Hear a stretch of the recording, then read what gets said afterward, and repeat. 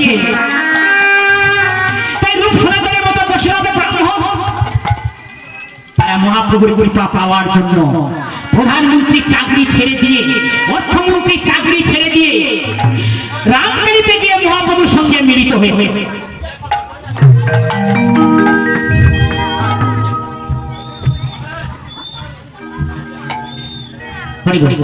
ভাই মহাপ্রভু রূপে এমনই মহিমা আছে, তাই সেই মহাপ্রভু তিনি অগণিত ভক্তগণকে সঙ্গে করে নিয়ে হরিনাম করতে যাচ্ছেন। তিনি তার পাতার কুঠি ভগবানের উদ্দেশ্যে বলছে, হে ভগবান, আমি তোমার সাধন জানি না, আমি তোমার ভজন জানি, আমি অতি মূর্খ, কৃপা করে তোমার চরণ ধরে আমাকে ঠাই দিও। আমার কানুষে বিনোদ রায়, আমার কানুষে বিনোদ রায়, কানুষে বিনোদ রায়, কানুষে বিনোদ রায়, আমার কানুষে বিনোদ রায়, আমার কানুষে বিনোদ রায়, কানুষে বিনোদ রায়, কানুষে বিনোদ রায়, বিনোদ ঘটে বিনোদ মুরলী, বিনোদ ঘটে বিনোদ ঘটে বিনোদ মুরলী, বিনোদ বাজিছে বিনোদ রায়, আমার কানুষে বিনোদ রায়, আমার বিনোদ ধরে বিনোদ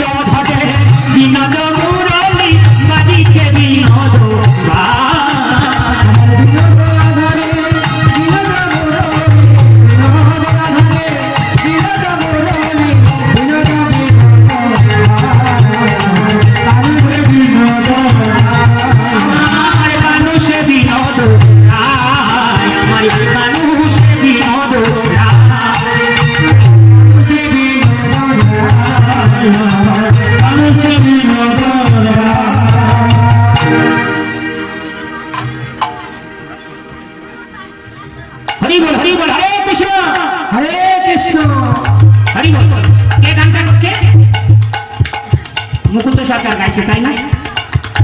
ভগবান গোপীনাথকে নিয়ে নবাব হোসেন শাহ তিনি ওই যে পাতার কুটিটা তৈরি করেছে তার পিছনে দাঁড়িয়ে দাঁড়িয়ে মুকুন্দ সরকারের কণ্ঠ থেকে হরিনাম শুনছিলেন। মুকুন্দ সরকার বলছে, হে গোপীনাথ,